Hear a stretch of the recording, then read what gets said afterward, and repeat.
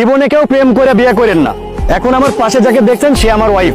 এখন অনেকে বলতে পারেন হাশেম ভাই তাইলে কি আপনি নতুন করে বউ ব্যবসায়ী হয়ে গেলেন? ভাই না, আমি কখনো বউ নিয়ে ভিডিও বানাই নাই এবং আগামীতেও বানাবো না। ওকে জাস্ট একটা কারণে এখানে দাঁড় করাইছি, কারণটা একটু আপনাদেরকে বলে দেই, আপনারা একটু শুনে চলে যান। এই মুহূর্তে আমার এই ভিডিওটা যদি আমার কোনো ছোট ভাই ব্রাদার দেখে থাকো, তোমাদের একটা কথা বলতে চাই, জীবনে প্রেম করে বিয়ে করো না। জীবনে প্রেম করে বিয়ে করো না। 8-9 প্রেমটা কবর দিয়ে দাও, তাহলে বেঁচে যাবে, নাহলে কিন্তু জীবনটা শেষ। এই যে দেখতেছে আমার পাশে, প্রেম করে বিয়ে করছি, দীর্ঘ 3 বছর প্রেম করছি। প্রেম করার পরে বিয়ে করছি। বিয়ে কিন্তু করছি আমি এসএসসি পরীক্ষার 3 মাস আগে। প্রেম করে পীড়িত করে বিয়ে করছি ভাই। পীড়িত করে বিয়ে করলে কি হবে জানেন? আপনার এহকাল, আপনার পরকাল, আপনার সারা জীবন, আপনার বাবা মা, আপনার শ্বশুর শাশুড়ি সবকিছু শেষ। আপনার পুরো জীবনটাই শেষ। এদের পাশে ধরো একটু আঙ্কেল, এই যেটা আমার মেয়ে, বহুত কষ্ট করে ওকে মানুষ করতেছি, বহুত কষ্ট করে। আসো, এই যে প্রেম করে বিয়েটা করছি, আমি কি হারাইছি আমার জীবন থেকে বলি। প্রথমত হ্যাঁ, আমার ভালোবাসার মানুষটা আমি পাইছি, এই দিক থেকে আমি হ্যাপি। কিন্তু আমার বাবা মাকে হারাইলাম, আমার আত্মীয় স্বজনকে হারাইলাম, আমার ছোট ভাই বোন সবাইকে হারাইলাম। এই যে ভিডিওতে আপনারা আমাকে এত হাসি খুশি দেখেন, মোটেও আমি এত হাসি খুশি না। হ্যাঁ, আপনারা বলতে পারেন আমি দক্ষ একজন অভিনেতা, আমি অভিনয়টা করতে পারি, কিন্তু আমি মোটেও হাসি খুশি না। যে ভিডিওটা আপনারা দেখেন সেগুলো আমার অভিনয় থাকে ভাই। আমার ভিতরটা যদি দেখেন আপনারা কেঁপে উঠবেন। এসএসসি পরীক্ষার 3 মাস আগে বিয়ে করছি, বর্তমান বিয়ে পাস করছি সম্পূর্ণ নিজের উপার্জনে। এসএসসি পরীক্ষার 3 মাস আগে বিয়ে করেছিলাম। ওই এসএসসি পর্যন্তই বাপ মা খরচ দিয়েছে, তারপরে আর দেয় নাই, একটা পয়সা দেয় নাই। সম্পূর্ণ নিজে উপার্জন করে, গার্মেন্টসে চাকরি করে, বিভিন্ন কাজকর্ম করে আমি আমার পড়াশোনা শেষ করেছি এবং ওয়াইফ এবং বাচ্চাকে মানুষ করেছি। কেন? এখানে তো আমি একটু আমার বাবার ফ্যাসিলিটি পেতে পারতাম, এখানে তো আমার শ্বশুরের একটু সাপোর্ট আমি পেতে পারতাম, কিন্তু আমি পাইনি। কেন পাইনি? কারণ নিজের পছন্দ মতো বিয়ে করেছি বিদায়। এই যে ওয়াইফ, অপারেশন করার জন্য 35,000 টাকার প্রয়োজন, কেউ আমাকে সাপোর্ট দেয়নি। আমার বাবা মা বলেন, আমার শাশুড় শাশুড়ি বলেন, কেউ না।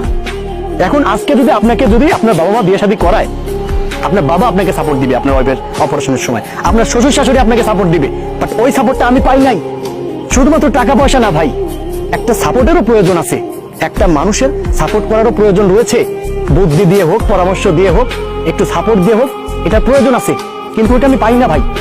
শুধুমাত্র টাকা না, একজন যে আমাকে একটা বুদ্ধি দিবে, আমার শ্বশুর দেশে বলবে যে বাবা তুমি এটা না এটা করো, পাই না সাপোর্টটা। আমার বাবা যা এসে বলবে যে ঘাড়ের উপর হাত দিয়ে বাবা টেনশন করিস না আমরা আছি, ওটা দেয় না ভাই। সবকিছু নিজেরই করা লাগে, নিজেই উপার্জন করতে হয়, নিজেই পরিবার চালাতে হয়, নিজেই বউরে অপারেশন করানো লাগে।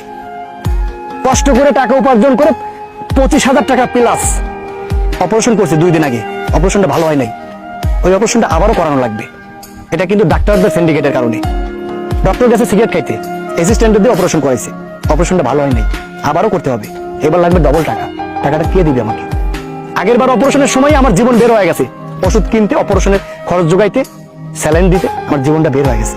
সেই অপারেশনটা আমার আবারও করানো লাগবে। সেটা কিন্তু আমার টাকাই করাবো।